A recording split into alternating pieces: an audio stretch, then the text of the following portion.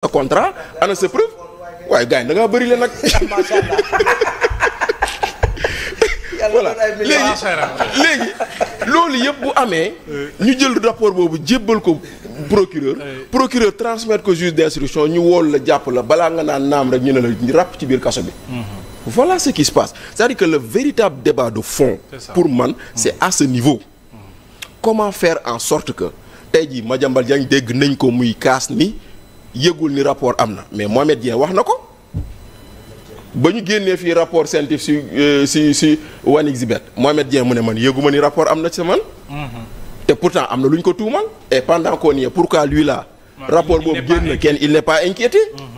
mais Bachir foofu noonu juste si vous permettez juste une seconde rapport scientifique bu naree dem ñu woo la pour wax la. donc scientifique dañ koy éliminer rek benn yoon. non dañuy bàyyi tout le temps naissance bu gérer. non pas du tout. les rapports non pas du tout. non dama ne. non en fait, il faut faire deux choses. c'est-à-dire il faut pour man il faut faire deux choses. scientifique ou bien on permet à la scientifique d'aller au-delà des informations qu'il a à sa disposition ou qu'elle a à sa disposition plutôt pour xool wala boog le rapport scientifique bu ñu ko yóbbee ci procureur am prérogative apprécier ñaar yooyu il faut benn am ci.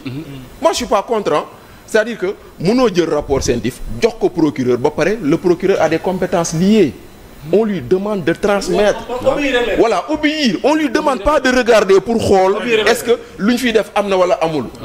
Parce que moi je me souviens les premiers dossiers de la CENTIF Ngouda Fall Kane ba muy nekk président CENTIF yóbbu nañ fi ay nit mais ba ñu demee ba egg CENTIF juge ba mu leen ubbee da leen ne mais li jarul woon ñëw fii. Il a classé beaucoup de dossiers. C'est là où après les parquetiers avaient dit donnez-nous le pouvoir d'appréciation sur les rapports de la CENTIF. Mais malheureusement ci jamono boobu nous n'avions pas compris et moi y compris dama bokkoon si ñu ne woon quand les Ablaye Wade voulaient changer la loi pour permettre au procureur d'avoir le pouvoir d'appréciation man dama bokkoon si ñu ne woon Ablaye Wade veut protéger les ay nitam moo taxoon. kon voilà ñaaray am rek ou le pouvoir d'appréciation le procureur là ou dans l'élaboration du rapport le principe contradictoire est respecté. ñaar yooyu benn la si doon maintenant si kaw loolu aujourd'hui on a des soupçons sur des personnes mais soupçons yooyu noonu war na mun tax ñuy def tout ce bruit là parce que man j'ai comme le sentiment que waa Pastef amuñu lu ñu teg suñu loxo. 1 kilomètre de route génnagul benn infrastructure taxawul benn réalisation amagul. ci lii lañ mën a jàpp. Il va falloir que ñu def divertissement sur les redditions des comptes parce que lii c'est pas de la reddition de comptes c'est du divertissement tey jii tous les jours il faut qu'on sorte du chapeau un gros bonnet. pour dire xool leen sàcc la. ay Alioune Sall. on ne respecte pas la présomption d'innocence. maa ngi dégg ñenn ñi sax naan non. Tata Yacine moo fi. voilà léegi nag imaginez koo xam ne da ngeen tuub yéen vous êtes honnête. en disant que Aliou Sall jéggal ñu vous êtes honnête en le disant ngeen tuumal nit ne moo ñu sàcc 6 000 milliards de francs CFA ñu mujj si naan moom en tant que société immobilière bu mu yor actionnaire mook jabaram dans une transaction immobilière dûment signée ñu koy toppee 150 millions.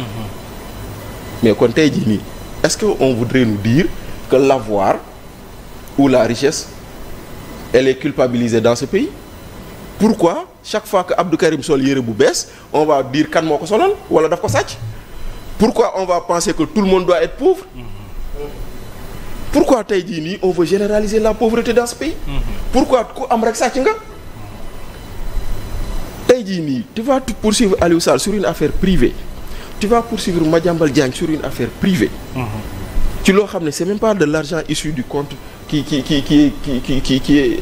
issu du trésor public. Voilà les véritables ñun ba ñu des grands. dañoo bëgg que lépp jaar yoon ku ñu tudd nga dem wuy ji teg balaa ñu laa dugal ci kaso nañu am ay njort yu wóor. parce que juge mooy am firnde ñun njort la ñu am. mais ci njort yooyu noonu. buñ ci yem ci ay clameurs populaires. Alors je vous donne une information selon laquelle ils ont voulu cautionner à hauteur de 240 millions. Oui. Aliou Sall et son épouse mais fekk na juge bi dafa tardé à donner sa réponse et que les postes de la CDC dañ ko tëj. Maintenant ils vont dès lundi. Voilà justement moi essayer de cautionner pour voir s'ils vont aller en prison ou pas. Dans tous les cas, mais bon, on va dans tous les cas, quand la CENTIF produit un rapport, bu ñu paree c'est les procédures du code pénal et du code de procédure pénale qui s'appliquent. Et dans les procédures de code pénal du code de procédure pénale, quand on cautionne, on a la liberté. C'est ça. Et cautionner ne veut pas dire je suis coupable. Cautionner ne veut pas dire j'ai volé. Et cautionner, et l'argent cautionné, c'est pas de l'argent recouvré, monsieur Ly. C'est de l'argent gardé à la CDC. J'ai bien dit. Mais maa ngi ñëw de. Non, parce que si vous dites ça, c'est comme Ouais, maa ngi ñëw, laissez-moi finir. Mais laissez-moi finir. Quand vous parlez, je vous ai posé une question, précision. Laissez-moi finir, s'il vous plaît. Cautionner, c'est pas de l'argent recouvré. Mu doonoon 100 milliards, on ne peut pas y toucher. Ça va dormir dans les comptes de la CDC. bu ñu demee ba ne yaa def bu boobaa état tiis. Très bien. bu ñu demee ba ne defoo nag. état da la koy delloo. C'est ça. Alors, parce que loolu noonu il faut que ça soit clair. Et ci kaw Farba très rapidement. Bon, maintenant sur le cas Farba, au moins on sait que les médecins et professeurs qui avaient dit dafa feebar ils ont dit vrai. Oui, c'est ça. Au moins il faut reconnaître ça. Parce que indi nañ docteur xool ndax dafa feebar ñu gis ni daa feebar. juge bi ne doyuma. waaw juge bi ne doyuma damay dem uti contre expertise ñu indi ñett professeur professeurs yooyu ñëw taxaw defaat même résultat arrivé aw même conclusion. terewul juge bi ne non comme nee ngeen rëbës baaxul yóbbu leen ko pavillon spécial. Mais il faut dire aux Sénégalais que pavillon spécial c'est pas un hôpital. Ce n'est pas un hôpital. Le pavillon spécial c'est une prison, c'est une prison à l'intérieur d'un hôpital. C'est juste pour se rapprocher des soins, mais ce n'est pas un hôpital. ku ñu yóbbu pavillon spécial amul lenn lu ñu la fa mën a faj. bu ñu la bëggee faj mais tey jii fu ñu yóbbu pavillon spécial Dantec du dañ ko raser. di ko defaraat kon nag tey jii nii nag les médecins ont eu raison. L'état de santé de Farba Ngom est incompatible avec la détention. Mais ça demande de liberté provisoire. kon nag tey jii nii ça demande de liberté provisoire. mais au moins ñu ko doon naan noo da doon tappale day simuler au moins gis nañu tappalewul simulewul. C'est ça. Au moins il faut reconnaître ça. sàkk nañu yóbbu ko ci structure sanitaire. Maintenant le juge qui lui refuse le juge qui lui refuse la liberté provisoire ordonne ñu yóbbu ko ci vrai hôpital. Maintenant nañ xool. Très bien. Voilà. Aïcha Rijal. ci mbirum pôle judiciaire financier après mbirum Farba. c'est lii non. waaw Bokar lii. Bokar lii sa mbokkam Tëngéej la de. xam nga lu ko xamantewu leen nag. xam nga Bokar nit ku ne ci li nga nekk ci nga mën a nekk si loolu ngay jëfandikoo pour xeex. Sonko dafa taxaw ne dama feebar.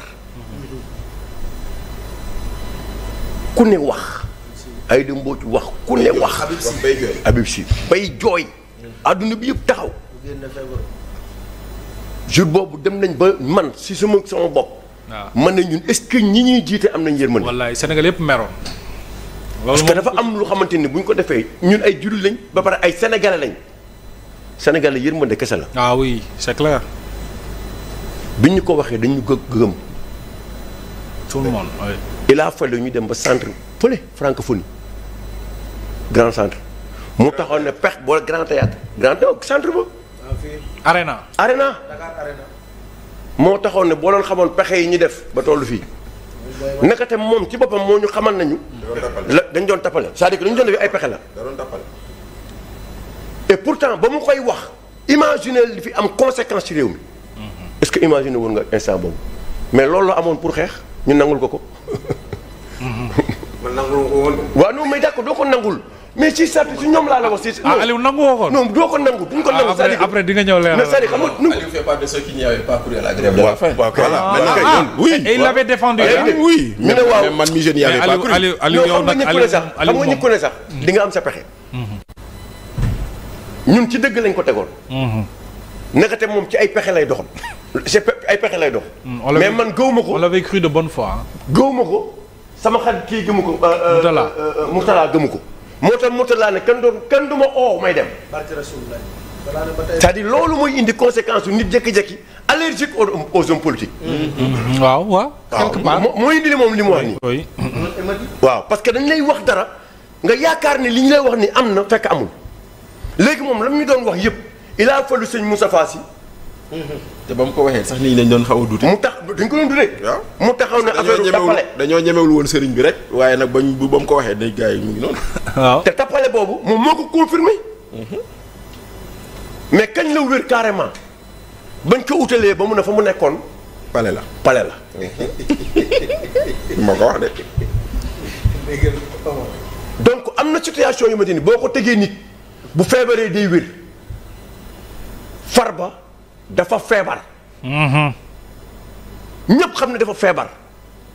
ay médecin wax la ko ay avocat am demandé ko nga sa bopp doyu la nga yow juge bi nga dem c'est hors des médecins. wallaay ñu jox la ay professeur joxuñu la médecin professeur lañ la jox. moo jàngal médecin collège des professeurs. ñu xool ne la kii waratul nekk ci prison dafa war a ñibbi këram. nga ne déedéet. du ci où est l'humanisme dans tout ça. affaire nit rek nit ak nit. te bii feebar bu ñu certifié la. te feebar bii loi moo la ko may c'est-à-dire que texte bi code moo la ko jox. condition yi tax nga war a mën a libérer nit. nit ki bu dem ba feebar nga prouver dem na ba feebar da nga war a bàyyi mu ñibbi këram. te du pexe. te du waaw professeur waaw amul.